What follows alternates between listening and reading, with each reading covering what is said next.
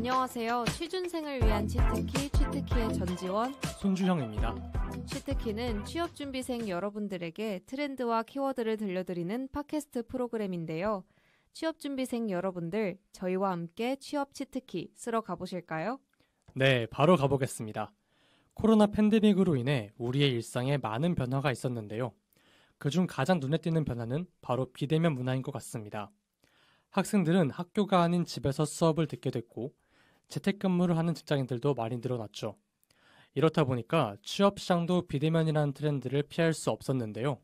지원 씨, 혹시 어떤 변화가 있을 것 같나요?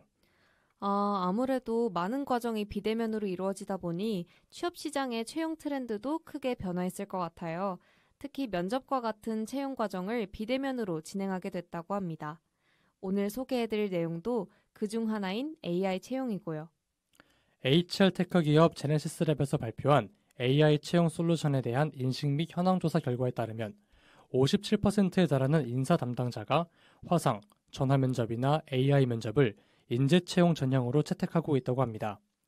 특히 AI 면접, 화상 면접, 평판 조회 등 차세대 HR 솔루션 도입을 고민하고 있다는 응답도 다수를 차지했어요. 고착화되어 있던 인재 채용 문화에도 업무 혁신 시도가 나타나고 있는 것으로 분석됩니다. 하지만 AI 채용 솔루션에 대한 인사 담당자의 우려와 낮은 인식을 확인할 수 있는 결과도 집계돼 HR 솔루션 공급자가 풀어나가야 할 시사점도 살펴볼 수 있었습니다. 변화하는 채용 트렌드에 발맞추어 AI 채용을 빠르게 준비하는 것이 취업 준비생들에게 또 하나의 중요한 과제가 될 것 같네요. 다음은 경제 트렌드 살펴보겠습니다. 원달러 환율 상승 속도가 무섭습니다. 13년 6개월 만에 원달러 환율이 1,400원을 돌파했는데요. 또 미국 중앙은행이 3번 연속 자이언트 스텝을 밟으면서 한미 기준금리는 다시 역전됐습니다. 언제까지 이런 흐름이 지속될까요? 네, 미국 중앙은행이 인플레이션 목표치 2%에 도달할 때까지 기준금리를 계속 올린다고 했습니다. 미국 연말 예상금리는 4.4%이고요. 그만큼 원 환율 상승 기조는 장기화될 것 같습니다. 지금까지는 크게 반응하지 않았던 한국은행도 환율 상승 속도 조절 의지를 명확히 보여줬습니다. 그러면서 한국은행과 국민연금이 통화 스와프를 추진 중이라고 밝혔어요. 한국은행과 국민연금의 통화 스와프는 조금 생소한데요. 조금만 더 간단히 설명해 주세요. 네, 국민연금은 전체 자산 중 절반 정도를 해외 주식과 채권에 투자하는데요.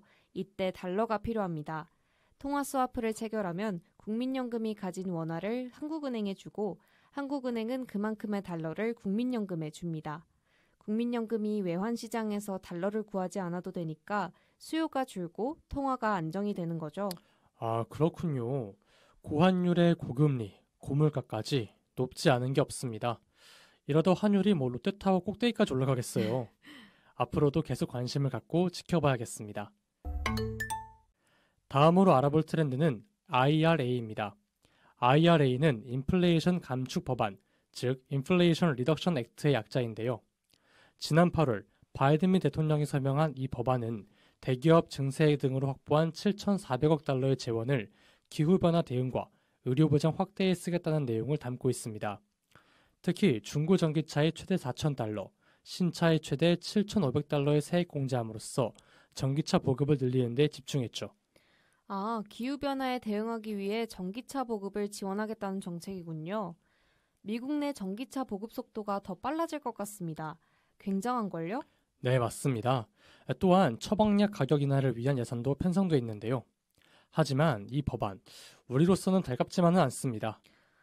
전기차 보조금을 지급하는 건 국내 자동차 브랜드에도 좋은 소식 아닌가요? 더 많은 전기차를 판매할 수 있는 기회인 것 같은데요. 아쉽게도 그렇지만은 않습니다. 사실상 미국에서 제조한 전기차에만 혜택을 주는 게 아니냐는 우려가 나올 정도로 보조금 지급 조건이 매우 까다롭기 때문인데요.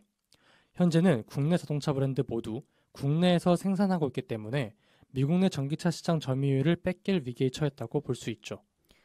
좋은 취지와 달리 국내 기업엔 큰 위기로 돌아올 수도 있겠어요. 하루빨리 정부가 대안을 마련해야 할 것 같습니다. 그럼 다음 키워드로 넘어가 볼까요? 다음 트렌드는 바로 삼성의 신환경 전략입니다. 신환경 전략이요? 네, 요즘 전 세계가 환경적인 이슈에 굉장히 관심이 많은데요. 또 많은 기업이 환경적 책임을 지려고 노력하고 있습니다. 세계 최대 정보통신기술 기업인 삼성전자도 탄소 배출을 제로로 만들겠다는 탄소 중립 기업이 되겠다고 선언했습니다. 스마트폰과 TV, 생활과전을 만드는 DX 부문은 2030년, 반도체를 포함한 회사 전체의 목표 시한은 2050년으로 설정했는데요. 계획대로 2050년까지 제로화할 경우 연간 자동차 800만 대 운행을 중단시키는 효과가 있다고 합니다. 특히 이번 트렌드는 삼성에 입사를 희망하시는 취업 준비생들에게 큰 도움이 될 것 같아요. 삼성이 환경적인 이슈와 목표를 이해하고 트렌드를 잡아가시면 채용 과정에서 많은 도움이 될 것 같습니다. 네, 그렇습니다. 삼성전자 이재용 부회장은 2년 전부터 환경은 지속가능한 미래를 만드는 기반이라고 강조했습니다. 삼성이 안전, 환경 모두에서 진정한 초인류가 될 수 있도록 중장기 로드맵을 체계적으로 구축해 나가야 한다고 하는데요. 삼성 기업에 입사를 희망하시는 취업준비생 여러분들도 삼성의 친환경적인 목표를 잘 알아두시면 좋을 것 같아요. 이어서 오늘의 마지막 키워드 살펴보겠습니다. 마지막 키워드는 문화와 관련된 소식입니다. 바로 한국 드라마와 한국인 감독이 비영어권 드라마 최초로 에미상 감독상을 수상했다는 소식인데요. 와, 정말 축하할 일입니다. 혹시 그 영광의 주인공이 오징어 게임인가요? 네, 맞습니다. 바로 전 세계를 강타한 대표 한국 드라마죠. 오징어 게임의 황동혁 감독님이 에미상 감독상을 수상했습니다.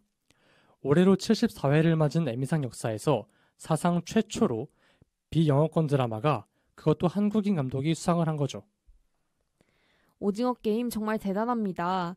2020년 에미상을 휩쓸었던 미국 드라마 석세션이 강력한 경쟁작이었던 것으로 알고 있는데 한국인으로서 정말 자랑스럽습니다.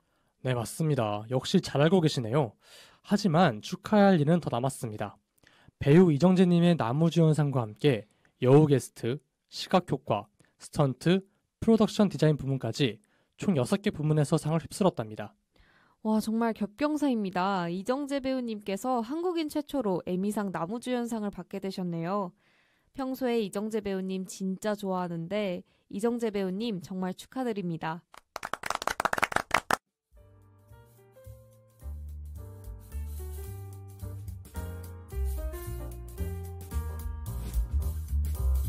취업준비생을 위한 취특기, 정말 유익한 시간이었습니다. 이제 다음 코너인 오늘 산책 어때요로 넘어가 보겠습니다. 오늘 산책 어때요는 취업 준비로 지치신 여러분을 위해 저희가 책을 소개해드리는 힐링 코너입니다. 김가현 아나운서님과 함께 산책하러 가보실까요? 안녕하세요. 오늘 산책 어때요의 아나운서 김가연입니다. 오늘 소개해드릴 책은 최태성 저자의 역사의 쓸모입니다. 삶이라는 문제에 역사보다 완벽한 해설서는 없다. 책의 저자는 역사를 통해 한 번뿐인 인생을 어떻게 살 것인지 끊임없이 자문하며 역사 안에서 위로를 받고 해답을 찾습니다. 책 속의 한 구절에 따르면 철학자 스피노자는 두려움은 희망 없이 있을 수 없고 희망은 두려움 없이 있을 수 없다고 했습니다. 불확실한 미래는 두렵지만 역설적으로 희망을 갖게 하죠. 우리의 삶도 이 말과 맞닿아 있습니다. 합격과 불합격은 우리를 참 불안하게 하지만 더 나은 미래를 꿈꿀 수 있기에 오늘도 한 발 나아갑니다. 고민과 걱정으로 누군가에게 기대고 싶다면 역사의 쓸모를 통해 잠시 위로받는 건 어떨까요? 지금까지 오늘 산책 어때요였습니다. 감사합니다. 지금까지 취업 트렌드 키워드 취특키였습니다. 다음에 더 유익하고 알찬 트렌드로 다시 만날게요. 안녕.